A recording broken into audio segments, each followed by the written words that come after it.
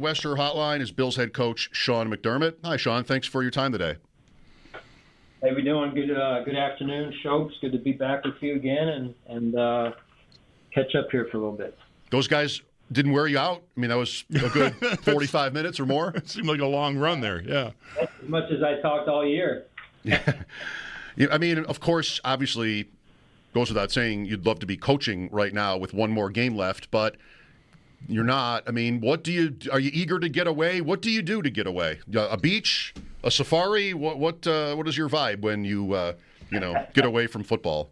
No, I am eager to get some rest.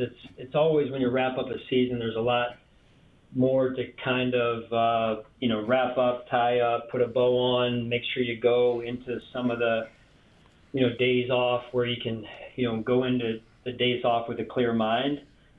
So we're still working through that. It'll be another couple of days and maybe in the next week. But when we do get away, what am I? I'm more of a, hey, tell me where the family is. That's where I want to be, and we'll go wherever they are. And if it's the beach, if it's a lake or what have you, we'll do that. But I don't know if you've seen me of late, but my skin doesn't really do well with the beach quite often. I can relate. You're going to need a big hat, I suppose. Yeah, I don't know. We started streaming our shows on video, and I'm trying to figure out why my face always looks purple, Sean. I don't think I'm purple, but for some reason on these video platforms we're on, I look purple. So maybe I need less sun, even though I live in Buffalo. I don't know. I can't really explain it.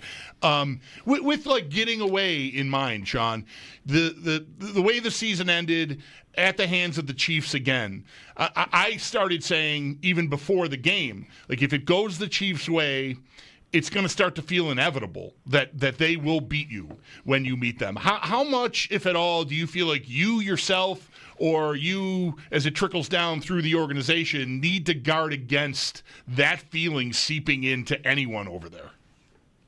You do. You do have to guard against it. And in order to do that, your mindset has to be such or oriented in a way of remembering, the successful accomplishments that we've had, whether it just be this past season or before that. But there is an element though still of we have to compare ourselves or evaluate ourselves against the best two teams right now, right? And what they do, what their personnel looks like, how they do it, so on and so forth, because that is the litmus test. And so there is an element of diving into that, and the Chiefs in this case, and their personnel and the way they do things coaching-wise, or just, across their building. And then also with the Philadelphia Eagles. So there is some of that, but I do think that it's got to be well-rounded enough that you don't get yourself into a mental pit, so to speak.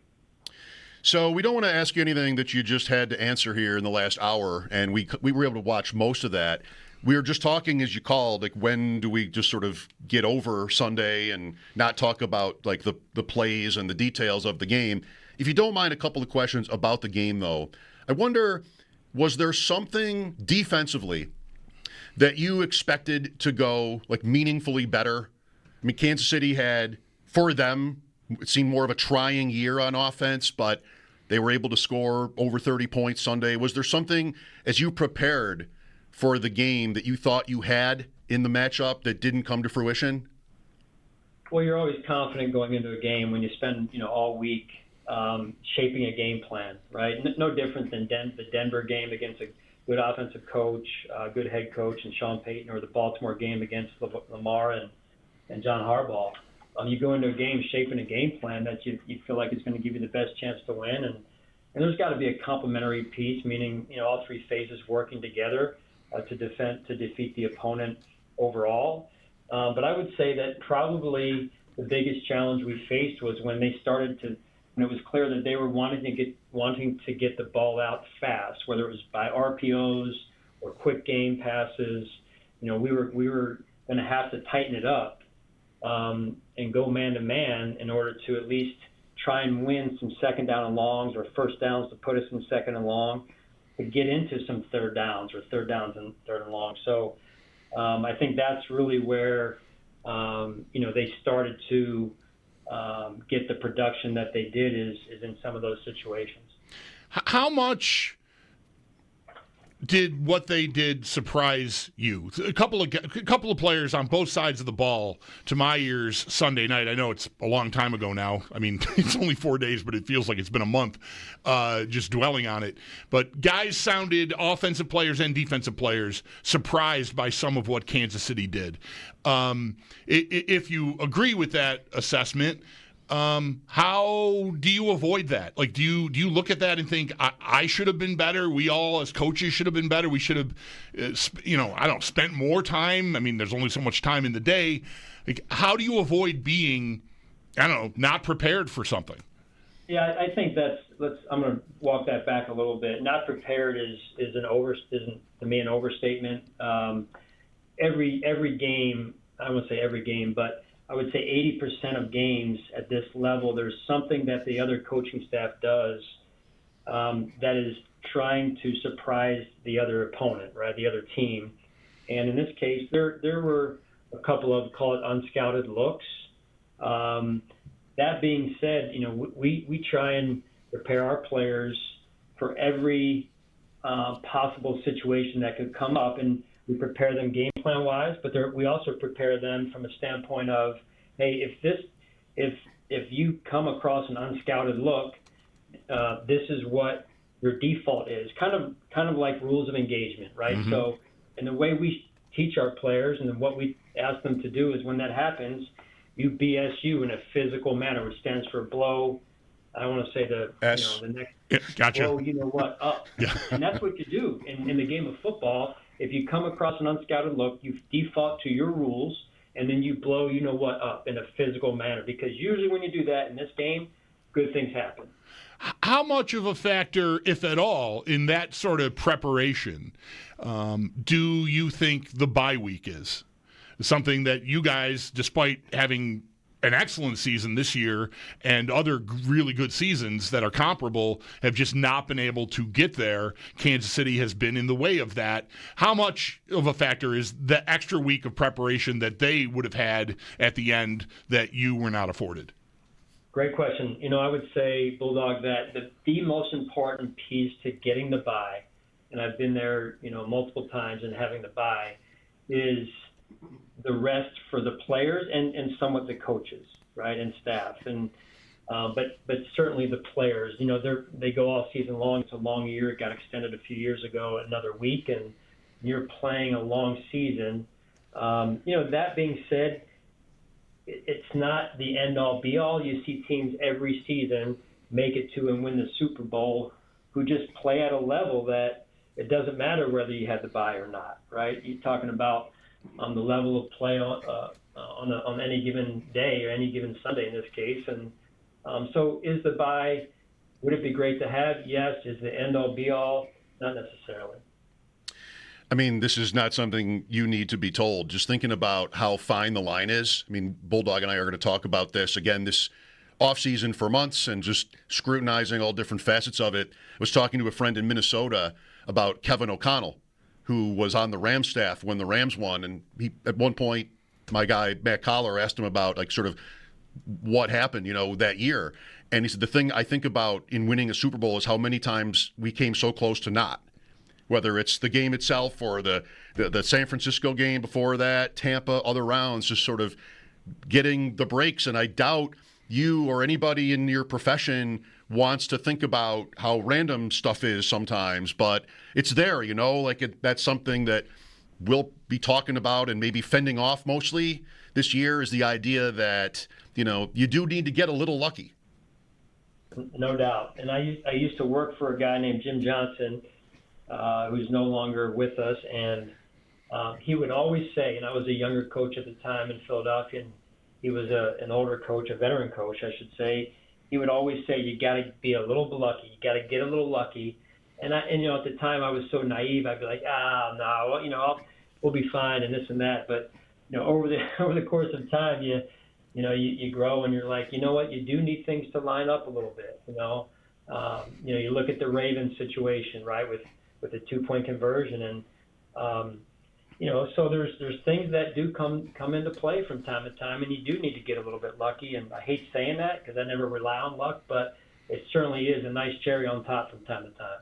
Just a few minutes left with Sean McDermott. One question I have about the offense going into next year, and I think maybe you got this question or something about it toward the end earlier, is stretching the field. It was, with all the success, I mean, franchise record in points and second in the league, I wondered at times if the Bills had enough punch when it came to, vertically. And is that something that, like, you would agree with? Or, come on, Mike, we scored 529 points, 29 points in the loss. You're never perfect, I'm sure you would say, but I wonder if you want more of that next year. I think that's something we definitely have to look at, Mike. And when you look at the analytics of it and the numbers, we were aware of that. I was aware of it during the course of the season, in particular, more so at other times where it was definitely, we haven't been able to get one down the field in quite some time, several weeks, what have you. It is something that we have to look at. And because of the defensive, these defenses evolving into more cover two, split safety looks, sometimes that inhibits, the ability to throw the ball down the field. But, more and more we're starting to see less cover two because of potentially our run game, which to me is a good thing, because that should free us up to take some shots in one-on-one situations down the field, to your point. And they don't always have to be, go balls down the sideline, but they can be deep over routes, what have you. And, sometimes those were taken away. We tried them, but they were taken away. And then other times maybe we didn't connect and execute the way we wanted to. Sean, it was noticeable to me listening to both your and Brandon Beane's appearances with the media today that you struck a similar chord on Dalton Kincaid. Not about consoling him about not catching that last pass, but about the year he had and about getting stronger and bigger.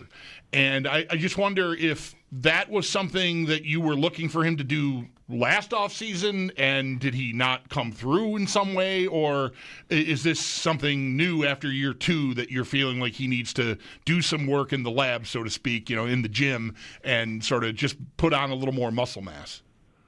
Well, it's funny because, Dalton he's one of our hardest workers, and we usually hand out some off-season awards in terms of, workout warrior, I guess, for lack of a better word, type of awards, and he's put in a lot of time, and so that's, we've got to find another way perhaps, or double down on that to help him, number one, make it through a season, but number two, also improve his play strength, right? And, some of these guys, like I mentioned, come out of college and they're not asked to lift as much, or they don't have that background, but, we got to find something that works to be able to help him, like I said, from an availability standpoint, and then also from a play strength standpoint. Sean, if you don't mind, there's a movement in Bills fans and maybe a lot of other teams. They're going to boycott the Super Bowl. They say they're tired of it. They're tired of these teams. Will you definitely watch? If you don't mind the question, will you definitely? I have skipped a couple myself. I'm here to tell fans, like, you could do it. Will you watch the game? Like fans, my first inclination is I don't want to see one drop of the teams that are playing. No disrespect, that's just the competitor in me. I think what I'll skip is all of the run up or watching the planes land, and because that's having been in the Super Bowl a few times, that's part of the experience that I wanted and still want for our fans, for the Pagula family, for our players, our staff. And that's part of the experience, and that's what makes it so much fun, the excitement leading up to the game, right? All the preparation.